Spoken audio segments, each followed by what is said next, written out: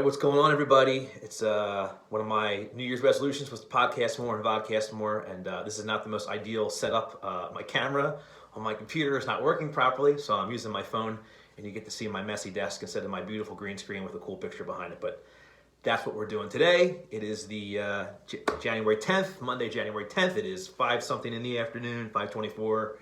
My house is empty. The dogs are upstairs. You might hear them bark, but everyone's out for the evening, so I get to do a little podcast here. So that's what I'm going to do. So today I want to talk about COVID. Yes, because it's still here and it's rampant and it's crazy, and it seems like everybody I know has COVID. I see posts on Facebook from musicians, and I have coworkers and friends of mine and friends of my wife's and friends of Lexi's and stuff. Everybody has COVID. So it's pretty crazy right now, and I've gotten a lot of questions. Oh, here comes one of the dogs right now. Hello, Peanut. I gotten one of the questions. I get a bunch of questions from. Hold on, let me bring Peanut up here. Peanut, you want to say hi? Come here. Oh, you're heavy. Peanut needs it. Look, there's Peanut. Everybody, say hi to Peanut.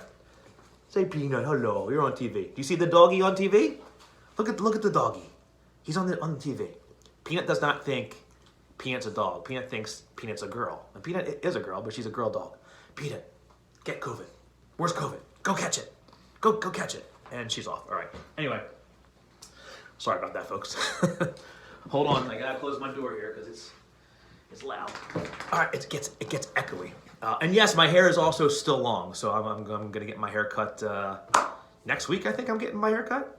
I'm probably just gonna get trimmed. I'm going to keep it longer-ish. But anyway, all right.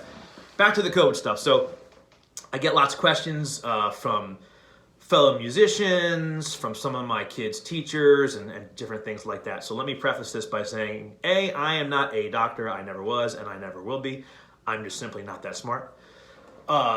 B, I am not an expert. I am not a virologist. I have a degree in microbiology, which is like virology's sister, I guess. I don't know. Relative, close relative.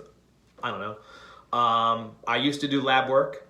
I no longer do lab work. The company that I work for, we do not directly test drugs. We do not directly market drugs or cures or anything like that. We're essentially a clinical testing company, and we sell microbiology products. My division sells microbiology products to pharma companies and to blood banks and cosmetic companies and things like that to test the products, to test vaccines and cosmetics and just different things like that to make sure that they're clean. So my company sells the testing products. So that's what I do. Again, I'm not a doctor. I am not an expert in COVID.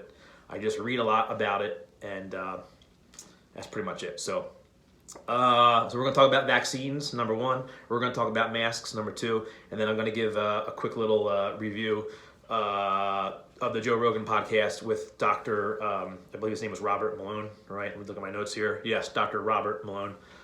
Too. I'll give you my thoughts about that. So the questions that I get the most, especially from musicians, is about the vaccines. Now, most everybody I know is vaccinated. I do not know one person as of this day, which is January the 10th, 2022. I do not know one person who has died from getting the vaccine, not one. I know several people, both personally and adjacent, so a friend of a friend or an aunt of a friend or something like that, who has died from actual COVID. I'll say probably 20, maybe 15 to 20 people, either directly or one step away from me, have died from COVID. And of those 15 to 20, only one that I know of was actually vaccinated. And that one person was, I believe, in their 80s, was a bigger person, had some other health problems and things like that. And also, let's also remember, when the vaccines first came out, when they were doing all of the testing, nobody ever said the vaccines were going to be 100% good for everybody. So one person out of 15 or 20 who were vaccinated, that's probably fits in with the efficacy of the vaccine. So, all right, so the biggest question I get is, why don't the vaccines work? We're all vaccinated twice, at least most of us are. Some of us have their boosters. I got my booster last Monday, a week from today. I got my booster. I got the Pfizer booster. I am Moderna shot 1 and shot 2, but I got the Pfizer booster.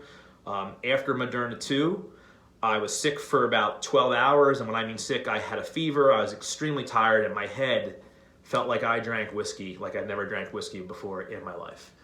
And right about the 12 to 13 hour mark, it was as if someone flipped a switch, boom, and I was sick, and within a couple minutes, I was totally fine, perfect.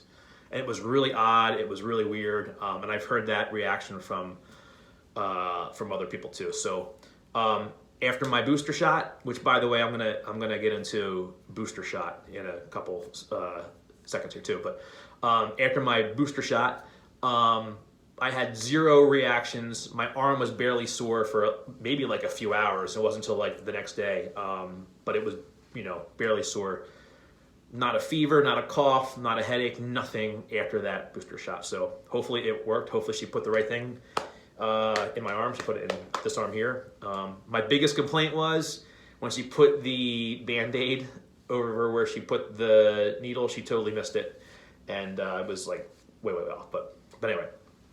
So the biggest question I get is, do vaccines work? Well, guess what? They do work. They still work.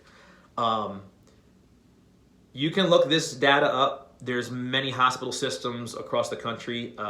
Penn Medicine and Lancaster General Hospital out in Lancaster. I've seen this data from Miami-Dade down in Florida and several other hospital systems throughout the country. I've seen data that says between 75 and 85% of the people in the hospitals and who are dying of COVID are not vaccinated. So that fits in perfectly with the efficacy of the vaccine. The vaccine efficacy was about 85 to 90%, depending on which ones you took. J&J wasn't as good as Moderna and as good as Pfizer, but it was still something. So it fits in. Their data fits in perfectly. It's just 10 to 15% of the population the vaccine just won't work for. That's just the way things work. Everyone's bodies are made up differently, and that's that's pretty much it. The other thing I'll say about the other thing I'll say about the vaccines is people who are vaccinated and who are catching COVID, mostly, a majority of them are not going to the hospital. The worst they're getting is a cold, the sniffles, a sore throat. I know someone who did have a fever for a day or two, but that was it. Anybody I know who is vaccinated, forget about that third shot right off the bat, but anybody I know who is vaccinated, if they caught COVID, it's been very mild, no hospitalizations, period. Except for that one person who I said before who was vaccinated, and he did, unfortunately, pass away. So vaccines wane over time. So what that means is, so every year we get the flu shot, or we're supposed to get the flu shot. I personally do not get the flu shot. I probably will as I get older. The flu vaccine efficacy is, so I didn't realize this till about a month or two ago, but the flu vaccine only lasts for like 3 to 4 months, 5 months tops. So if you get your flu vaccine in September, odds have it by January or February, that's out of your system. It's not going to help you. So when I do start getting the flu shot, and I recommend to everybody, out there, maybe wait till November-ish, maybe late October, November-ish to get your flu shot. That way it carries you through the winter. So they only last for, 5 months tops. That's how normal vaccines work. This is not going to be, any different than the flu vaccine, in my opinion. And again, I'm not a doctor. I'm not a virologist. Which brings me to my next point. We should not be calling the third COVID vaccine a booster. At this point in the game, they need to change the messaging, or whatever you want to say, and they need to call it your yearly annual COVID shot, like we do your yearly annual flu shot. That's what we have to do at this point, because whether we like it or not, it's going to be here for a very, very long time. and we're probably going to have to get vaccinated for it yearly. I choose not to get the flu vaccine. I am choosing to get the COVID vaccine at some point in time, maybe 5 years from now, 3 years from now. I don't know. Maybe I'll decide not to get the COVID vaccine, and maybe I'll start getting the flu shot. I don't know. It is your choice. I'm not telling you you need to get vaccinated. Let's talk about the vaccine mandates quickly. I don't think we should even be talking about vaccine mandates, because I think everyone should just do the right thing and get the darn shot. And that's where I'm at. I have zero problem if a restaurant says, you need to show your vaccine card. Fine, I'll show it. I'll whip it out, show it, whatever. At some point in the game, maybe a year from now, the vaccine mandate thing might disappear if COVID gets down to levels where it's not killing as many, people as it currently is. And that's it. So anyway, we need to stop calling it a booster. It is your yearly COVID shot at this point. I wish that the CDC, the FDA, whatever, would stop calling it the booster shot. It's not a booster shot at this point, in my mind. At my mind, it's your yearly shot. So that's it. I talked a little bit about the flu vaccine. So the flu vaccine, every year what happens is they pick the strains, the 3 or 4 strains that they think is going to be the most prevalent flu strains for the year. They put it in the flu shot for that year, and some years it's very good, some years it's not very good. This year they did not guess wisely. I believe mostly because last year we had so little flu cases, it was very hard to detect what the strains were going to be for this year. I think next year we'll have a better grip on that, and hopefully the flu vaccine next year is good. What else can I say? I'm looking through my notes real quick. So, okay. The initial vaccines that we all got do not play well with the current variant. It covers some of it, maybe not all of it. Some of us are protected by the new one, some of us aren't. But it is keeping people out of the hospital. So again, if you are vaccinated, you're probably not going to go to the hospital unless you fall into that 10 to 15% of the population who the shot just does not work for. And I've said this before, and I'll say it again. There is not one vaccine. There is not one medical treatment. There's not one pill. There's not one over-the-counter medicine that somebody in the world has not died from. People are allergic to creams, to foods, to toothpaste, to water. There's people allergic to water. I mean, that's crazy. But it's true. There's not one thing in the world that somebody is not allergic to. So it goes without saying that, of course, there's going to be some people who are allergic to the vaccine. And unfortunately, there may be some people who die from getting the vaccine. But that number is so small that it really should not matter. You have more of a chance of dying from over-the-counter medicine like NyQuil, DayQuil, whatever else you guys take, than you do from dying from the COVID vaccine. That's a fact. You can look it up.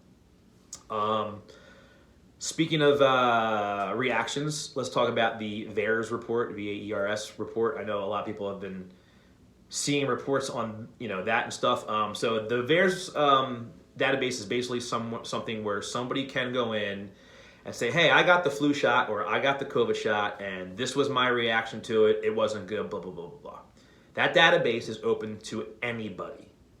Anybody. I can enter something in. You can enter something in. My kid can put something in.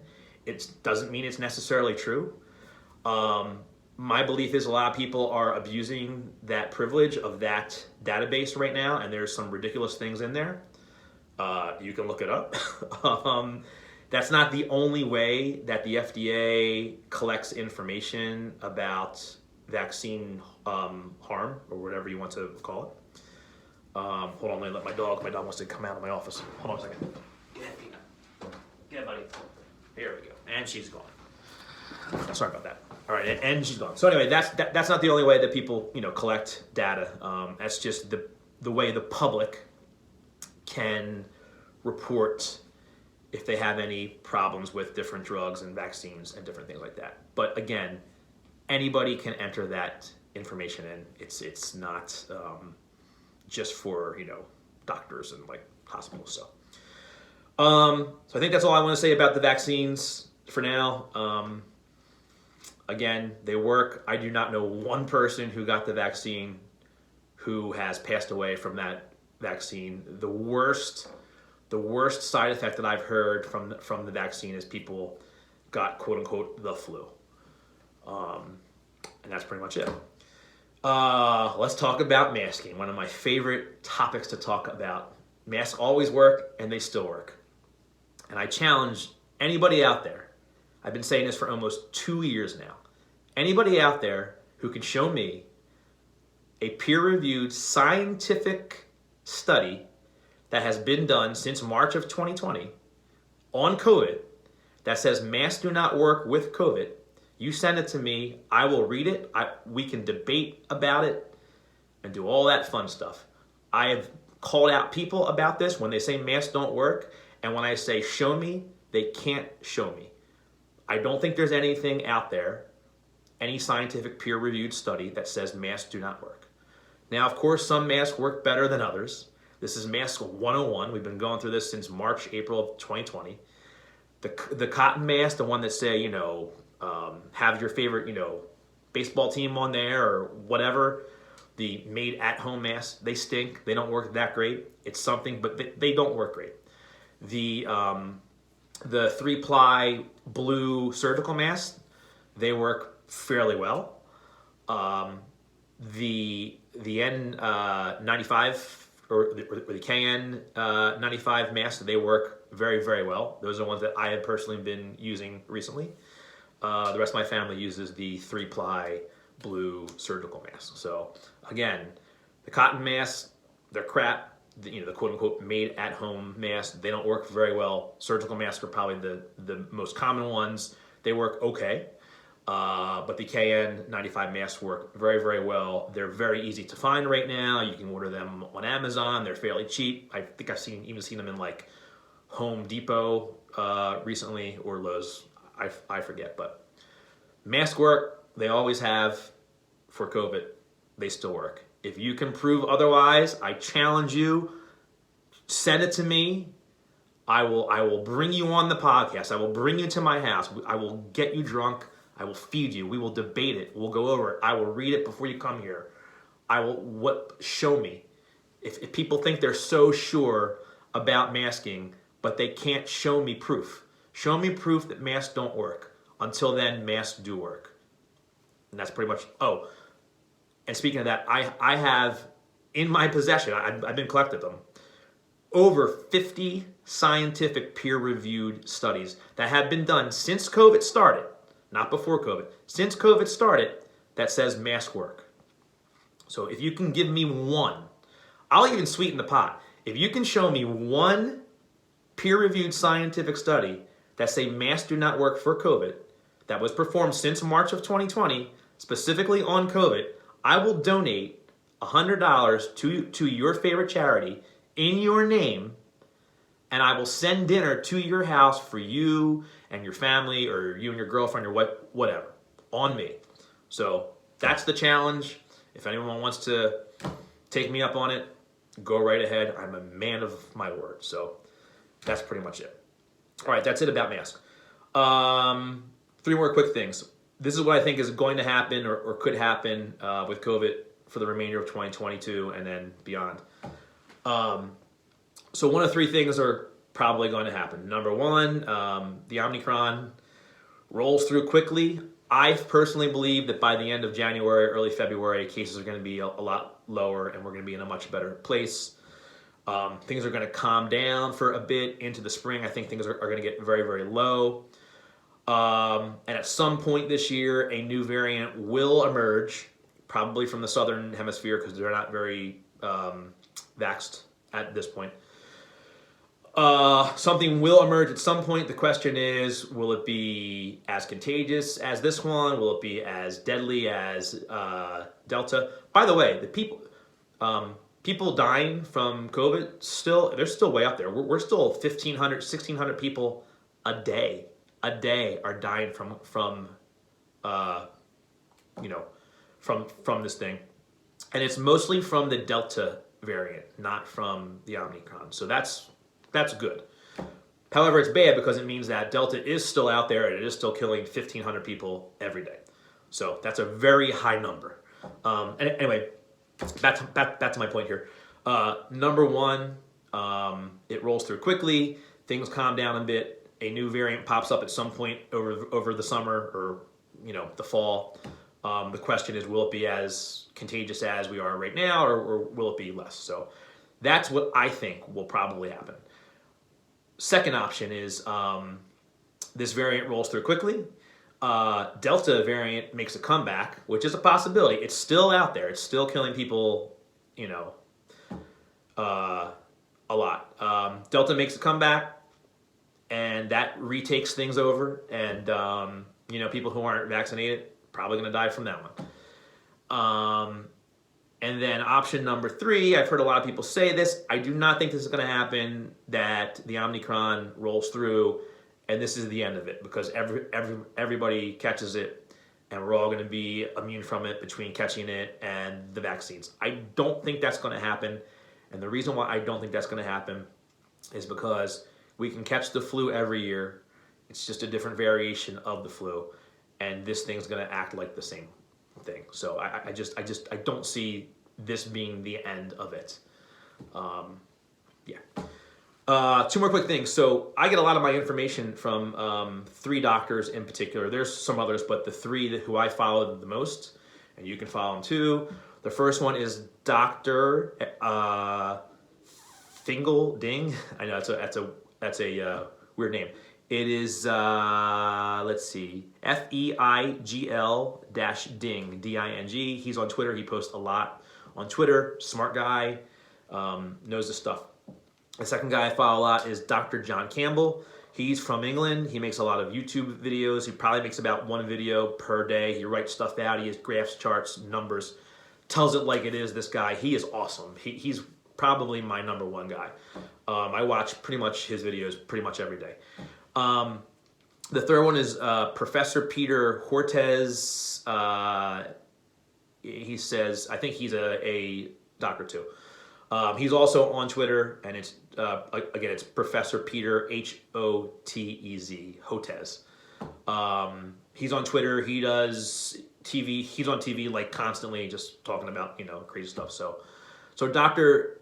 Fiegelding, Dr. John Campbell, and Dr. Peter Hotez. So those are the 3 people that I follow. There's some others that I follow too, but these are my main 3 guys and whatnot. So last but not least, let's talk about the Joe Rogan podcast. Joe Rogan had Dr. Robert Malone on about a week or 2 ago. I listened to the entire thing. I personally love Joe Rogan. I listen to most of his podcasts. I don't necessarily agree with some of the stuff he says. Some of the stuff I do agree with. Some of it I do not. This is the thing that I'll say about Dr. Malone. Number 1, he's a very smart man. He knows his stuff. He absolutely does. He's been in the industry for years. He's a very smart guy. However, for him to say that he is the inventor of this type of vaccine, this new, the mRNA vaccine, is ridiculous. It literally is hundreds or even thousands of people have worked on this technology for years. I forget, one of the videos I watched had a timeline of events that led up to putting this vaccine out. And it started a long time ago, and Dr. Malone was maybe like a quarter of the way down on that timeline. And then after him came a bunch of other people. So did he help make this technology? Yes. Was he the only person? Absolutely not. There's hundreds, probably thousands of other people who worked on this. So that's number 1. Number 2, he did point out during the podcast that he is coming out and helping with a a medicine or pill, I forget, a pill or a medicine that's going to help. And there's other pills that have been, coming out recently, and hopefully they work well. He is coming out with that. So my opinion is the reason why he's ragging on the vaccines is that's probably one of the main reasons why. And I will also say this, in the podcast, in case you did not listen to it, he did say he is fully vaccinated. He did say in the podcast he is not anti-vax. He thinks most people should get it.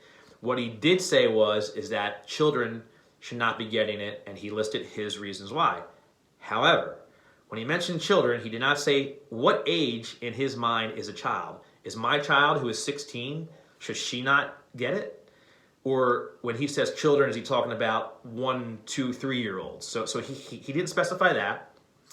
And he also did not back up his claims with this study was done or that was done or this was done. He never backed them up. He just said, this is what I think, blah, blah, blah, blah, blah. And he never backed it up. So again, back to like the masking thing. If someone can show me his claims are true with some sort of study that's been done or something, then maybe I would take more validity in what he had to say. So so that's pretty much it. So I babbled on for enough. It's been 26 minutes. You got to see my dog Peanut. You got to see my messy office.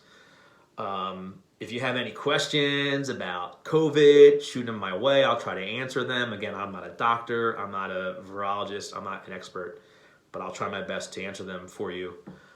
And that's it. So later on this week, I am going to review Dope Sick, which was a TV show that was on Hulu that is about the pharma industry. I am in the pharma industry right now, so that might be the podcast that gets me fired from my job. So stay tuned for that one. That'll be coming later this week. Hopefully I'll have my green screen behind me and my camera will be set up properly. So so that's it. So I'm going to release this in podcast format. You can listen to it in your car on iTunes or Apple Podcasts, whatever they call it now, on Spotify and one other place. I forget what the other place is, but anyway, you'll find it. The podcast is called Cover Me. And I'm also going to do video format, at least for this one. You get to look at my crappy office, my long, crazy hair, which will be cut a week from Thursday. Probably not too short. I'm just going to get, trimmed up a little bit. I don't know. We'll see. Anyway, that's it. Happy Monday. Have a good week. It's going to be cold in the Philly area this week. Stay warm. I want some snow. Let's go Eagles. EAGLES Eagles.